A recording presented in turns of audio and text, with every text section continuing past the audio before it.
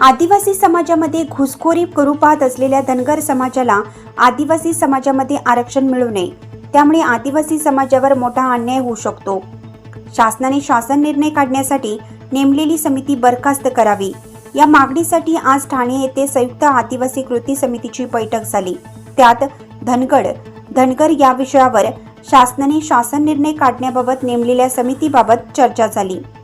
त्यात माननीय मुख्यमंत्री महोदय यांच्या शहरात म्हणजेच ठाणे येथे दिनांक 27 सप्टेंबर रोजी आदिवासींचा भव्य मोर्चा काढण्याचं ठरवण्यात आलं।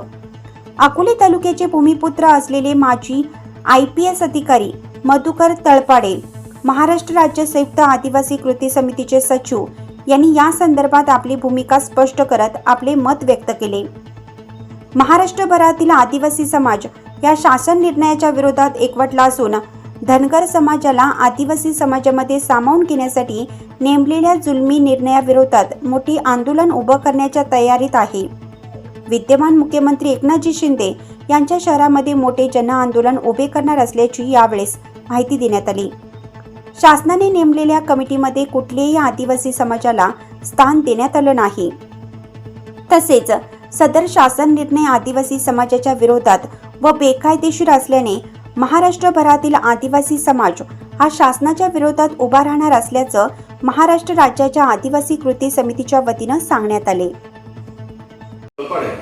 रिटायर्ड SP आणि संयुक्त आदिवासी कृती समितीचा सचिव आज पत्रकार परिषद घेण्याचा उद्देश असा आहे, रविवारी 15 सप्टेंबरला माननीय मुख्यमंत्री यांच्या अध्यक्षतेखाली एक मीटिंग झाली।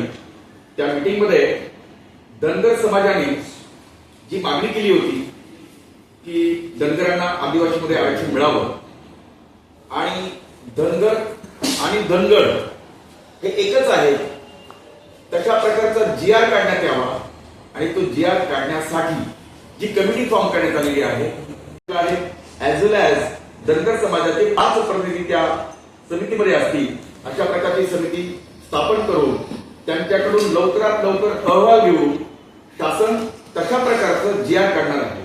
पहिल्यांदा शासनाच्या या कृतीचा मी निषेध करतो, धिक्कार करतो। मित्रहो, आजपर्यंत बऱ्याच जातींनी आदिवासी जमातींच्या नामसाधरणाचा फायदा घेऊन आदिवासीमध्ये ऑलरेडी घुसखोरी केलेली आहे। ती संख्या काही लाखात आहे। एका बाजूला आदिवासींना न्याय देण्याऐवजी त्या घुसखोरांना बाहेर काढून आमच्या आदिवासींना नोकऱ्या देण्याऐवजी शासन एका मागोमाग एक आमच्यावर अन्याय करत सुटलेला आहे। उदाहरणार्थ, मागे कोळी समाजानं जे OBC मध्ये किंवा SBC मध्ये आहे, जे आदिवासी नाही, अशा लोकांनी नामसाधरणाचा फायदा घेऊन आजपर्यंत बऱ्याच नोकऱ्या बळकावलेल्या आहेत। आमची मागणी आहे, 1.25 लाख जी घुसखोरी त्यांना पहिलं बाहेर काढा, आमच्या लोकांना नोकऱ्या द्या। ते तर राहिलंच बाजूला, त्यांच्या मिटिंग लावून त्यांना सुलभतेने जातीची दाखले देण्यात यावे अशा प्रकारचे GR काढले।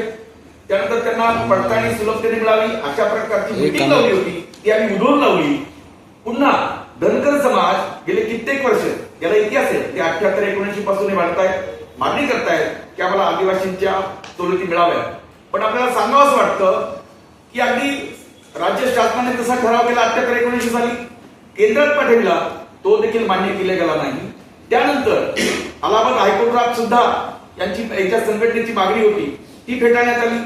आपल्या मुंबई हायकोर्टात सुद्धा फेटाळण्यात आली। ते सुप्रीम कोर्ट मध्ये गेले। त्यांची एक संघटना आहे, अहिल्यादेवी होळकर संघटना आहे, सामाजिक संघटना, त्यांचे अध्यक्ष आमचे मित्रच रिटायर्ड मधु शिंदे साहेब आहेत। तर तिथे सुप्रीम कोर्टात सुद्धा ही मागणी फेटाळण्यात आली आणि Tata institute of social sciences यांनी देखील अशा प्रकारचा अहवाल दिलेला आहे की धनगर हे आदिवासी नाही। त्याचबरोबर TRTI tribal research and training institute Pune, जी महाराष्ट्र शासनाची आहे, त्यांनी सुद्धा तशा प्रकारचा अहवाल दिलाय की धनगर हे आदिवासी नाही। हे सगळं असताना सुद्धा धनगर समाज प्रत्येक ठिकाणी कायदेशीर लढतोय, चांगली गोष्ट आहे। परंतु त्यांना माझी विनंती राहिली की कायद्याने तुम्हाला NT क मध्ये ज्या सवलती दिलेल्या आहेत त्या तुम्ही वाढवून घ्या, काही म्हणणं नाही। परंतु आजपर्यंत जो तो प्रत्येक जण आदिवासीमध्ये घुसतो। धनगर समाजात माझी विनंती राहील की तुम्ही जे म्हणताय धनगड आणि धनगर हे एक नाहीतच, पण यापुढे मला जाऊन खुलासा करावा असं वाटतो।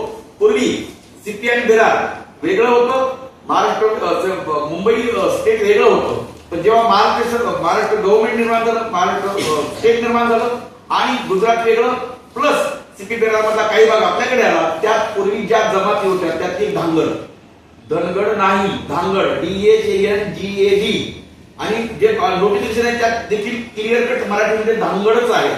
त्यामुळे त्यांनी जो स्टँड घेतला आहे नामसाधण्याचा काहीतरी फायदा घेऊन त्यांना ज्या काही ते मागणी करतात ती चुकीची आहे आणि ती साफ खरं म्हणजे इलिगल आहे. मित्रांनो, धांगड जमात आजही महाराष्ट्रात नसती, पण पूर्वीच्या सीपी बेराचा जो काही भाग आहे तो ओरिसा असेल, त्यानंतर तुमचा बिहार असेल, झारखंड असेल किंवा मला वाटतं छत्तीसगड असेल, या भागात धांगड जमात जी ओरावची उपजमात आहे ती आजही अस्तित्वात आहे. महाराष्ट्रात जरी नसली तरी पूर्वीचे काही तिकडच्या यादीमध्ये सीपी बेराच्या यादीमध्ये आपल्याकडे आलेलं आहे. आमची शासनाला विनंती राहील की तुम्ही आजपर्यंत 32चा अहवाल असेल, TRTIचा अहवाल असेल, मुंबई हायकोर्टचा निर्णय असेल, सुप्रीम कोर्टचा निर्णय असेल, तो मान्य करावा आणि कुठलाही इलिगल अनैतिक असा कुठलाही GR काढू नये. अन्यथा आदिवासी समाज पेटून उठल्याशिवाय राहणार नाही आणि प्रचंड प्रमाणामध्ये संपूर्ण महाराष्ट्रामध्ये मोठमोठे आंदोलन होतील अशी मी या प्रसंगी आपल्याला शासनाला इशारा देतो. कारण मला सांगावं वाटतं की महायुतीमध्ये आजही जवळजवळ 10 आमदार भाजपचे आहे. म्हणजे तुम्हाला जर राजकारणच करायचं असेल तर राजकारण एका बाजूला तुम्ही जेव्हा बेरीज करायला जाल तेव्हा तुमची नक्कीच वजाबाकी होईल. राजकीय प्रश्नांना राजकीय उत्तर द्यायची असतील तर मी आपल्याला या महायुतीला किंवा या शासनाला ठणकावून सांगतो, तुम्ही बेरीज करायला जाल पण धनगर समाजाचा वेगळा आराखडा आहे. 85 ठिकाणी त्यांचं मेजॉरिटी आहे. जर तुम्ही धनगरांना आदिवासीमध्ये घ्याल तर त्या 85 जागा आधी या 25 आदिवासीचे आमदार सगळ्यांची बेरीज करून त्यांना राज्य ताब्यात द्यायचे. तुम्हाला कोणतं परवडते ते तुम्ही ठरवा. आणि म्हणून माननीय मुख्यमंत्री महोदयांना माझी विनंती आहे, आपण अशा प्रकारचा निर्णय घेऊ नये. ही समिती ताबडतोब बरखास्त करावी आणि आदिवासींना न्याय द्यावा अशी विनंती करतो. थांबतो. जय बिरसा, जय राघोजी.